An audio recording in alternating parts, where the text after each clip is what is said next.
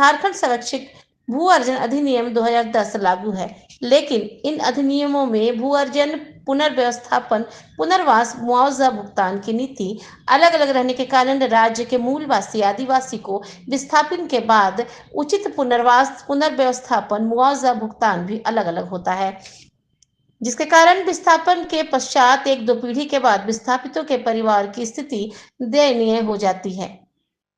विस्थापितों के अधिकारों को सुनिश्चित करने के लिए विस्थापन, पुनर्वास, पुनर्व्यवस्थापन को समरूप करते हुए विस्थापन, पुनर्वास, पुनर्व्यवस्थापन आयोग का गठन किया जाए। इसके आलोक में दिया कि सरकार के द्वारा राज्य विस्थापन आयोग का गठन किया जाएगा, जिसकी नियमावली 2024 में तैयार की गई है। नियमावली अनुमोदन के प्राक्कलन की प्रक्रिया विचाराधीन है, जिसका गठन 90 दिनों के अंदर कर लिया जाएगा। इस पर विधायक ने अनुरोध किया कि माननीय मंत्री जी से मैंने अनुरोध किया है कि चूंकि पूरे झारखंड में लगभग 3200 गांव में 1200 गांव विस्थापित प्रभावित है तथा मैं जिस विधानसभा क्षेत्र से आता हूं वहां लगभग 50% से भी अधिक क्षेत्र विस्थापित प्रभावित है। जितने भी अधिनियम 2013-2010 का जिक्र हुआ है, सरकारी पदाधिकारी चाहे राज्य के हो या केंद्र सरकार के, एनटीपीसी के किसी भी नियम का पालन नहीं होता है। पालन कैसे हो, सरकार इसे सुनिश्चित करे, क्योंकि जो भी विस्थापित प्रभावित परिवार है अपने अधिकार के लिए यदि कार्यालय भी जाते हैं तो कार्यालय में प्रवेश भी नहीं करने दिया जाता है। सरकार इसे तय करे, अन्यथा आने वाले समय में पूरा झारखंड विस्थापित होने जा रहा है। इसलिए एक नीति तो बननी ही चाहिए, विस्थापन नीति और ठोस नीति बननी चाहिए, ताकि झारखंडियों को, विस्थापितों को अधिक से अधिक अधिकार मिल सके।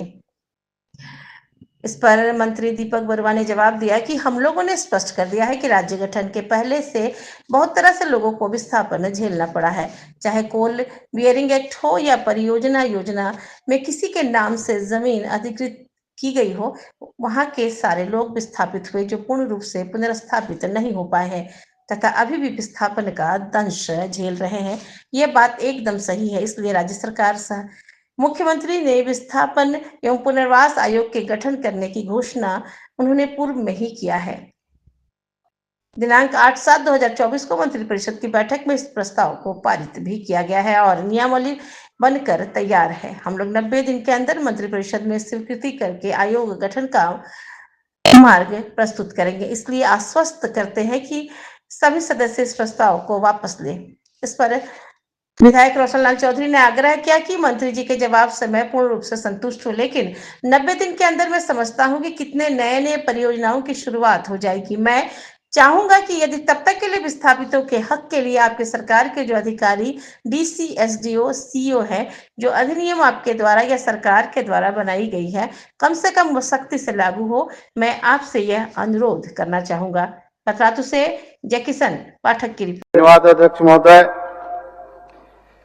अध्यक्ष महोदय। राज्य में विस्थापन एक बहुत बड़ा विषय बन गया है, क्योंकि मैं भी एक विस्थापित हूँ, विस्थापित परिवार से आता हूँ। सवाल था, यह सभा अभिस्ताव करती है कि राज्य में भू अर्जन और विस्थापन को लेकर भू अर्जन अधिनियम 1894, कोल बेरिंग एक्ट, भू अर्जन, पुनर्वास एवं पुनर्स्थापन में उचित प्रतिकार एवं पारदर्शिता अधिकार अधिनियम 2013 तथा झारखंड स्वैच्छिक भू अर्जन नियमावली 2010 लागू है। लेकिन इन अधिनियमों में भू अर्जन, विस्थापन, पुनर्वास, मुआवजा भुगतान की नीति अलग अलग रहने के कारण राज्य के मूलवासी आदिवासी को विस्थापन के बाद उचित पुनर्वास, पुनर्व्यवस्थापन, मुआवजा भुगतान भी अलग अलग होता है, जिसके कारण विस्थापन के पश्चात एक दो पीढ़ी के बाद विस्थापितों के परिवार की स्थिति दयनीय हो जाती है। विस्थापितों के अधिकार को सुनिश्चित करने के लिए विस्थापन, पुनर्वास, पुनर्व्यवस्थापन नीति को समरूप करते हुए विस्थापन, पुनर्वास, पुनर्व्यवस्थापन आयोग का गठन किया जाए। जवाब आया है महोदय कि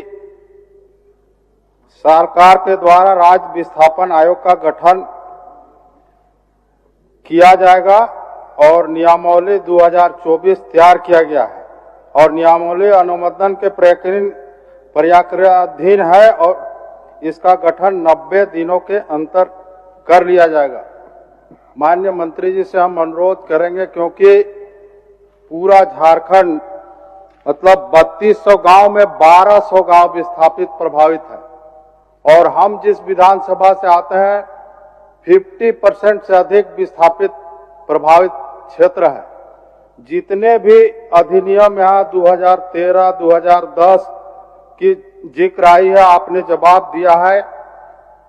सरकारी पदाधिकारी चाहे राज्य के हो या केंद्र सरकार के एनटीपीसी के, किसी भी नियम का पालन नहीं होता है। पालन कैसे हो, सरकार इसको तय करे, क्योंकि जो भी विस्थापित परिवार हैं अपने अधिकार के लिए यदि ऑफिस भी जाते हैं तो ऑफिस घुसने नहीं दिया जाता है महोदय। सरकार इसको एकदम तय करे, नहीं तो पूरा विस्थापित और आने वाले समय में पूरा झारखंड विस्थापित होने जा रहा है।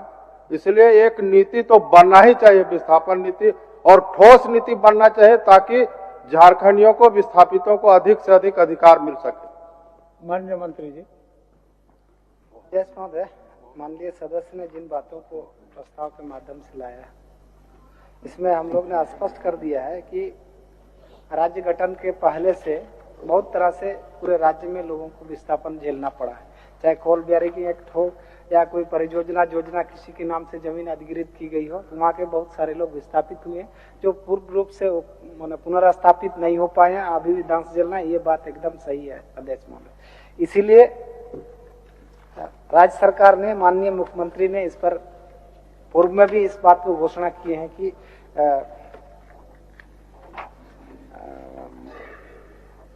विस्थापन एवं पुनर्वास आयोग गठित करने का उन्होंने पूर्व में भी घोषणा किए हैं और इसको दिनांक 8/7/2024 की मंत्रिपरिषद की बैठक में अन्य में इस प्रस्ताव को पारित किया गया है और नियमावली बन के तैयार है। अध्यक्ष महोदय, हम लोग 90 दिन के अंदर में इस नियमावली को एक करके मंत्रिपरिषद से स्वीकृति करके आयोग गठन का मार्ग को प्रस्तुत करेंगे। इसलिए आश्वस्त करते हैं माननीय सदस्य अविस्ताव को वापस। सुंदर जवाब है, 90 दिन के अंदर आ जाएगा। धन्यवाद अध्यक्ष महोदय। वापस मंत्री जी के जवाब से हम संतुष्ट हैं, लेकिन 90 दिन के अंदर हम समझते हैं कि कितने परियोजना, नए परियोजना स्टार्ट हो जाएंगे। यदि हम चाहेंगे कि तब तक के लिए कम से कम विस्थापितों के हक के लिए आपके सरकार के जो अधिकारी हैं, डीसी हैं, एसडीओ हैं या वहां के सीओ हैं, जो अधिनियम आपके द्वारा या सरकार के द्वारा बनाया गया है, कम से कम वो सख्ती से लागू हो। हम आपसे यही अनुरोध करना चाहेंगे।